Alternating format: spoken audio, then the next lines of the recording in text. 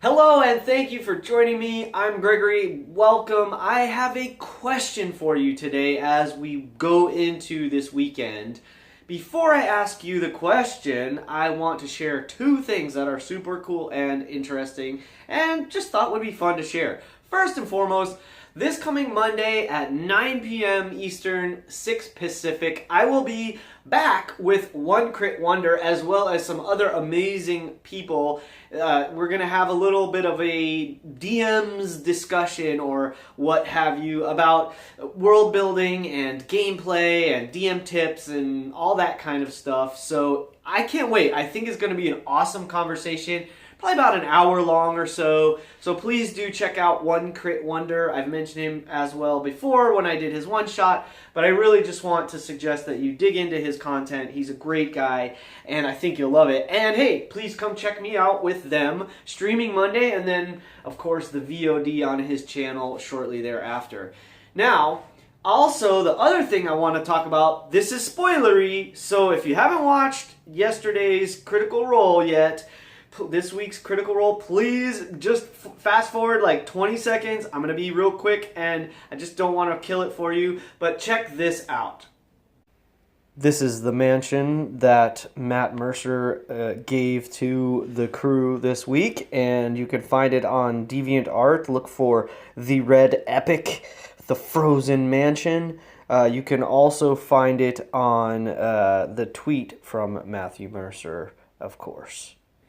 Okay, now, is that not cool or what? I mean, yay! I've wanted to do that for my players. I think it's awesome. We've seen something like that as well on Dice Camera Action. Maybe you've done it in your campaign, and it's always been out there as a possibility, but hooray for the Mighty Nine. I just thought that was super cool.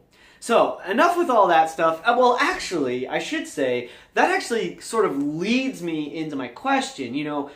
In the realm of, let's say, DM rewards to the players, I'm getting ready to do a bunch more prep for the next couple phases of the game that I'm running on Wednesdays. And one thing that's always been fun as I prepare a dungeon or a campaign or whatever it might be, one thing I love to do is roll randomly on treasure, treasure and magic item tables.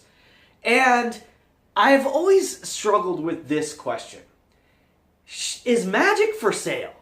Can you go buy magic items? Okay? This is a very heated topic and debate. In lots of campaigns, there's no magic you can buy. You have to find it. That's it. You can only find it. In other campaigns, there's going to be, other DMs are going to say, oh yeah, of course, there's magic shops. You can go in and buy it. And you may be familiar with the same magic item list that you can find. If you just go do a quick Google search, you'll find the same magic items list. And I agree with and disagree with it. I've had friends that pointed stuff, Michelle Kitchell pointed out to me, some things absolutely don't make sense on there. The prices seem way out of whack, and I have to agree with her on on a few things at least. But for the most part, it's pretty reasonably established pricing. So you can always use that for your campaigns. But where do you stand? Where do you stand? I'm still not exactly sure where I stand. I like to think that common and uncommon magic items, I think you can buy them. I think that's okay to deal with. I don't see a big problem with that. Potions of healing, a bag of holding, things like this. Now, it might not be cheap, but I think that they could probably be available. But a +2 sword? No way. You're just not going to find it because they're so rare. I mean, even a +1 sword to some degree is supposed to be pretty rare. So I've seen people do it both ways. I've considered it kind of in both directions. My players really wanted to have access to it, so I was kind of yeah, okay, but let's see what's available. So you could do it as maybe you'd make a special table, a little mini table, rolling randomly of hey, what does this shop have in stock? That's a cool way. I hadn't thought about that specifically before, but I could see that would be a pretty cool way to handle it. And I don't know, I'm still kind of on the fence. Like, you know, and it might depend entirely on your realm. You know, is your realm high magic, or is your realm like magic is super rare?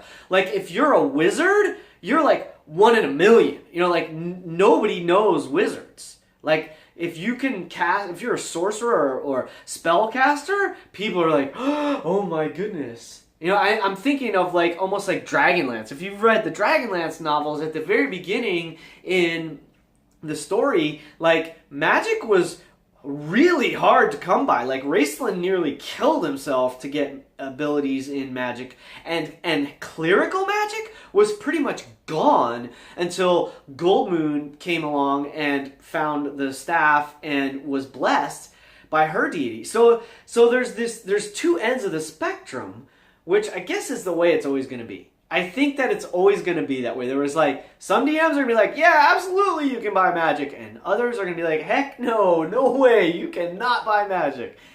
I saw recently, I watched last week's session of The Chain, which I keep mentioning. I think it's phenomenal. I really adore what they're doing on the show and how they're doing it. And I'm not going to get much into it today. I'll talk about more on another one. However, what Matthew Colville did was basically say that magic items are available, but they're only available if you have a connection. It's almost like a black market.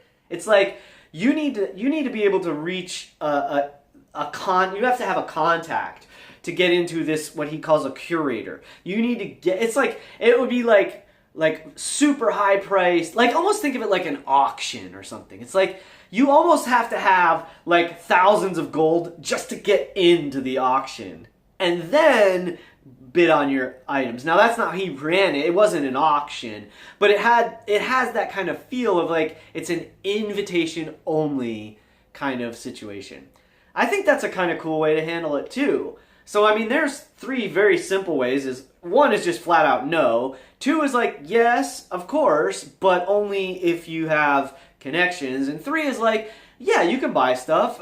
This is what's available. You know, and you just determine how much and to what level. Like, I mean, could somebody buy a legendary item? I mean, theoretically, if your players have like hundreds of thousands of gold pieces, I mean, maybe they could find someone that was willing to sell them some super powerful weapon or, you know, legendary artifact or something. But it's so much more fun when you have to find it and fight something or figure out some kind of major puzzle to earn it. Isn't that cooler? Doesn't it feel better when you earn it? Hey, I'd love to hear your thoughts. Share your comments with me, please, on this video, and tell me what you think. Do you allow it? Do you think we should allow it? Do you like, absolutely, of course, why not? Or heck no, not in my game. What are your thoughts? Share them with me here. I will see you again tomorrow, and thank you for being here today.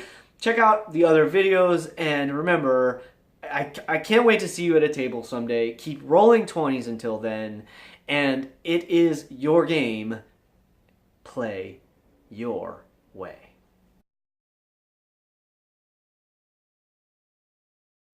Oh my goodness. Damn it. Oh gosh, I want to announce that.